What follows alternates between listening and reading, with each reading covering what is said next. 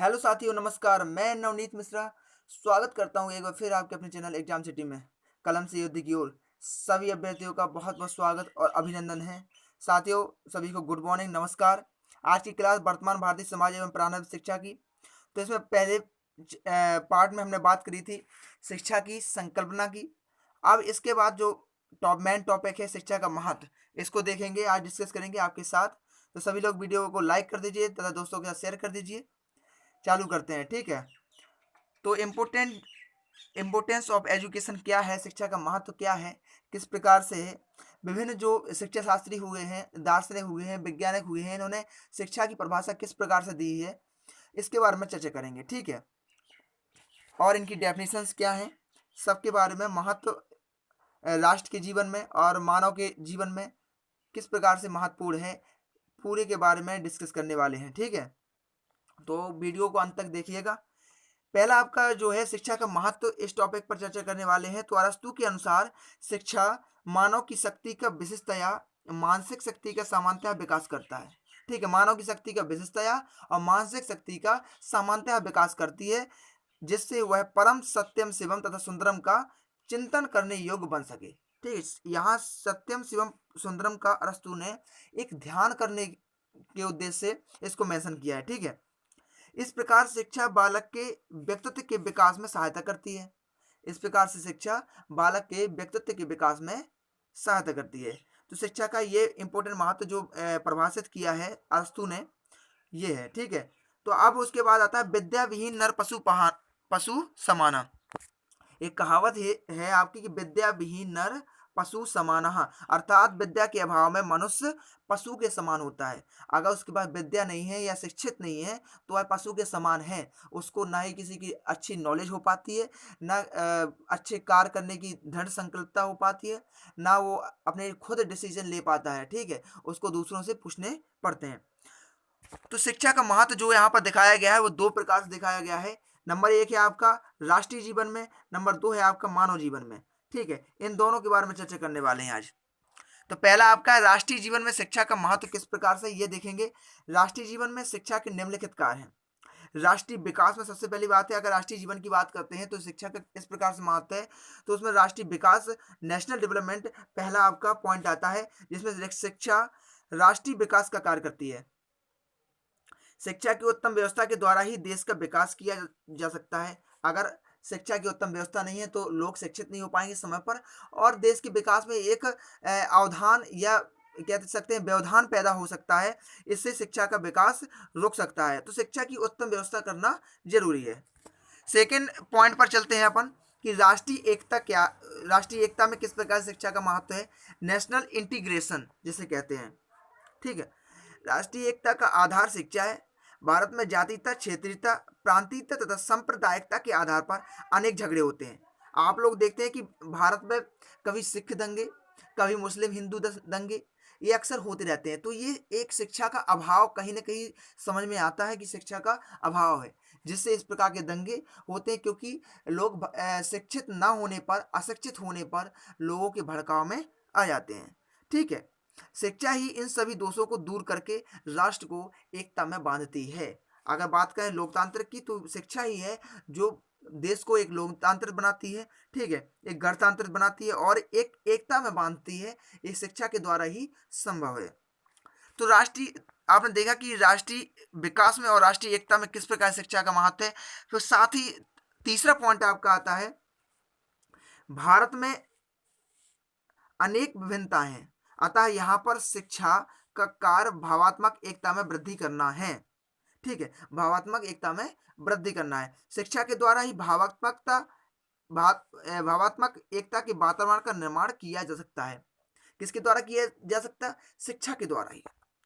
अगला पॉइंट आता है आपका चौथा, सामाजिक कुशलता में वृद्धि, promotion of social efficiency. Social efficiency क्या है? विकास की ओर अग्रसर भारत को कुशल व्यक्तियों की आवश्यकता है। आप लोगों को जानकारी है कि भारत एक अभी विकसित देश नहीं हुआ है, भारत अभी एक विकासशील देश है, ठीक है, विकसित की ओर बढ़ रहा है। काफी हद तक हम लोग एक अच्छे पॉइंट ऑफ व्यू तक पहुंच चुके हैं। शिक्षा का यह कार्य है कि वह अपने द्वारा व्यक्तियों की सामाजिक कुशलता में वृद्धि करे। शिक्षा का एक सबसे बड़ा कार्य है कि अपने द्वारा सामाजिक कुशलता में वृद्धि करे व्यक्तियों के।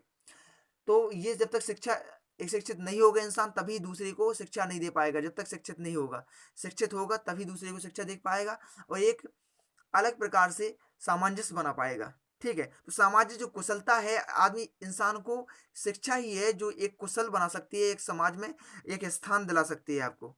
तभी लोग आपके अंदर नेतृत्वकर्ता बन पाएँगे आप, और आपके अंदर नेतृत्व की भावना आ पाएगी, तभी समाज को शिक्षित कर पाएँगे। या समाज के जो कुशल बनकर कुशलतापूर्वक कोई भी कार्य कर पाएँगे। अब बात आती है आपकी 5वें पॉइंट की, नैतिकता का प्रशिक्षण, जिसे कहते हैं ट्रेनिंग इन मॉरलिटी। ठीक है? नैतिकता का तात्पर्य उन सभी बातों से है जो मनुष्य के आचरण को श्रेष्ठ बनाती है। अब बात करें अगर नैतिकता की, तो वो सभी आचरण हैं जो मनुष्य को श्रेष्ठ बनाए, वो नैतिकता है। ठीक है? आप लोग कक्षा 6 से पढ़े होंगे, तो एक सब्जेक्ट हुआ करता था नैतिक शिक्षा। तो उसमें यही सिखाया जाता था कि कौन कैसा है, वो जो कहानियाँ होती थी उनकी प्रसंग टाइप की होती थी। ठीक है?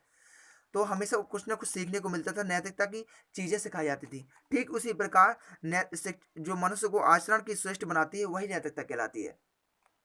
आप ये कहें कि मैं मार-कूट कर रहा हूँ मैं, तो ये नैतिकता है, तो ये नैतिकता नहीं है। नैतिकता वही है जिसमें समाज का भला हो और आपको एक श्रेष्ठ गुण प्रदान करे। इस प्रकार शिक्षा एक इसको मैंने हाइलाइट कर दिया है। इस प्रकार शिक्षा एक महत्वपूर्ण कार्य व्यक्ति की नैतिकता में प्रशिक्षित करना है। तो जो व्यक्ति की नैतिकता में प्रशिक्षित करने का कार्य करती है, वो शिक्षा करती है। ठीक है? तो इतनी बात थी। अगला जो पॉइंट आपका आता है, नेतृत्व की तैयारी, प्रिपेयरिंग ऑफ लीडरशिप। आप लीडरशिप नेतृत्व करने की ऊपर मैंने बता चुका हूँ कि नेतृत्व कैसे कर सकते हैं। ये पॉइंट भी है आपका, नेतृत्व करने की तैयारी किस प्रकार से कर सकते हैं, ये बिना शिक्षा के संभव नहीं है। भारत एक प्रजातंत्रवादी देश है, ये आप लिखा है। इसकी सफलता के लिए एक उचित नेतृत्व की आवश्यकता होती है। ठीक है? सुभाष चंद्र बोस जैसे लोगों ने, आप लोग जानते हैं, क्रांति के समय आजाद हिंद फौज का गठन किया था। तो एक नेतृत्व करने की क्षमता थी उनके अंदर, तभी एक फौज का गठन कर पाए कि उनकी लोग बात करते थे, उनकी नेतृत्व जो करते थे उनकी से लोग सहमत होते थे। ठीक है? तो यह क्षमता आपके पास तभी हो पाएगी जब आपके पास शिक्षित होंगे आप, या आपके पास शिक्षा होगी। ठीक है? शिक्षा का मुख्य कार्य व्यक्तियों को इस प्रकार प्रशिक्षित करना है कि वे सामाजिक तथा सांस्कृतिक क्षेत्रों में नेतृत्व का उत्तरदायित्व निभा सकें।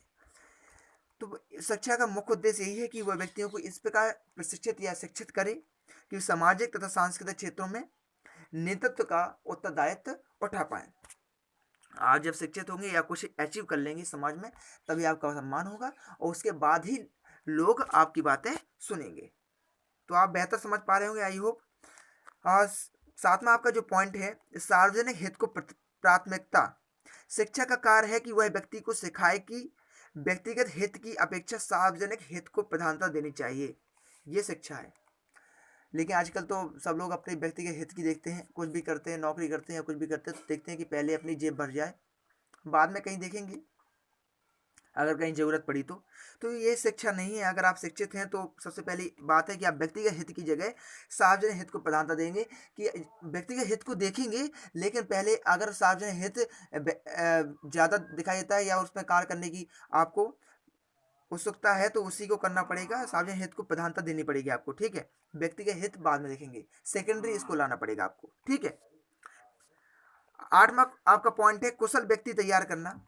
प्रजातंत्र की सफलता के लिए कुशल व्यक्ति की आवश्यकता होती है। ठीक है? कुशल व्यक्ति ही देश का उत्पादन तथा राष्ट्रीय आय में वृद्धि कर सकते हैं। जो एक कुशल व्यक्ति होगा तभी डेवलपमेंट करेगा, देश का विकास करेगा।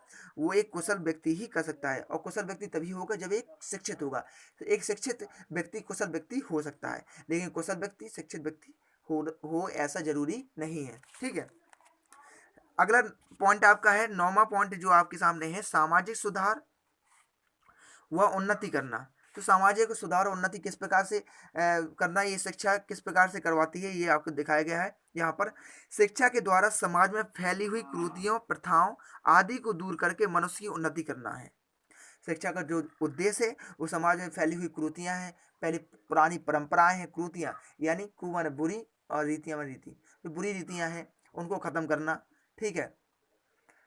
और ड्यूबी ने भी लिखा है कि शिक्षा में ही सामाजिक एवं संस्था संबंधी साधनों द्वारा समाज के कल्याण, सुधार एवं उन्नति की रुचि पुष्पित होना पाया जाता है।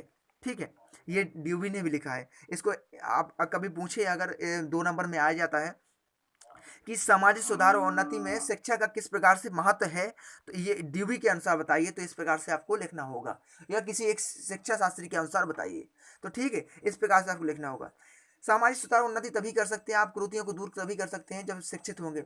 आप जानते हैं कि समाज में किस प्रकार की कुरीतियाँ होती हैं। ठीक है, बाल विवाह हो गया आपका ऐसे, और पहले होता था कि जो विधवा होती थी वो, ठीक है, वो सती प्रथा होती थी, उनको दूर करना, ये सब चीज़ें समाज सुधार किए हैं। लेकिन जब तक आप शिक्षित नहीं होंगे, आपके अंदर शिक्षा का विकास नहीं होगा, तब तक आप ये नहीं कर सकते। ठीक है, मानव जीवन में शिक्षा का महत्व किस प्रकार है, अभी हम लोगों ने चर्चा की। ठीक है, किसके बारे में सबसे पहले चर्चा थी?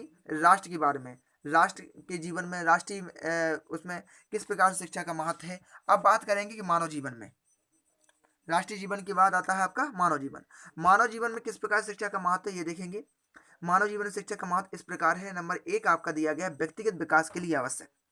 ठीक है, शिक्षा जो है वो व्यक्तिगत विकास के लिए आवश्यक है। शिक्षा के द्वारा बालक में उन सद्गुणों को विकसित किया जाता है जिनके द्वारा व्यक्ति के व्यक्तित्व का विकास किया जाता है। जो शिक्षा होती है उसके द्वारा बालक में उन सद्गुणों यानी अच्छे गुणों का विकास किया जाता है जिनके द्वारा व्यक्ति के व्यक्तित्व का विकास होता है। इस संदर्भ में लॉक का कथन है, लॉक एक शिक्षा शास्त्री हैं जिन्होंने अपना कथन दिया है। ठीक है, पौधों का विकास कृषि के द्वारा एवं मनुष्य का विकास शिक्षा के द्वारा होता है।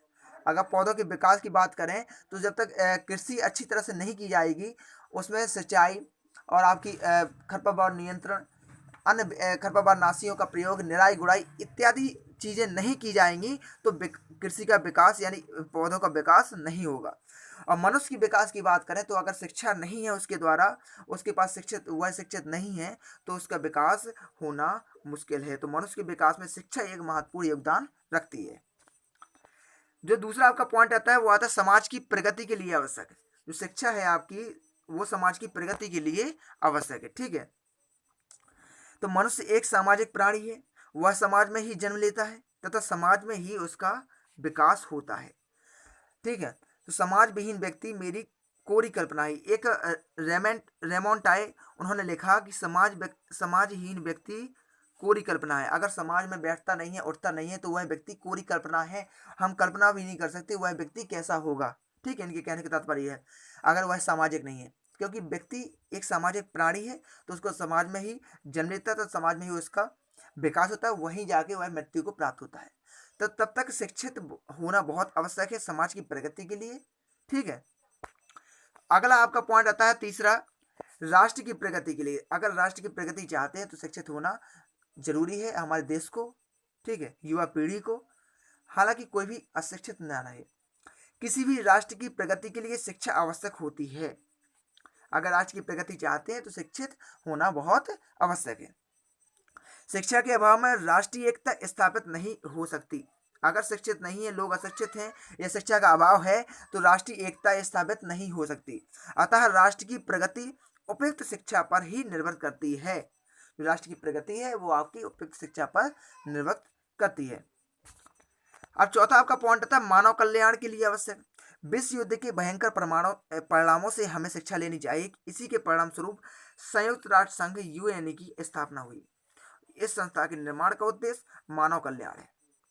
जब तो जो ये विश्व युद्ध हो गया तो उसके परिणाम जो आए कि भाई सभी देशों को उसमें नुकसान है, तो एक संघ बनाया गया जो संयुक्त राष्ट्र संघ, ठीक है, जिसको यूनाइटेड नेशन कहते हैं। ठीक है, तो वो बना गया। उसके बाद क्या हुआ कि इस संस्था के निर्माण का उद्देश्य मानव कल्याण था, और फिर विभिन्न मानव कल्याण वाली समितियां बनाएगी, ह्यूमन ऑर्गेनाइजेशन बनाए गए।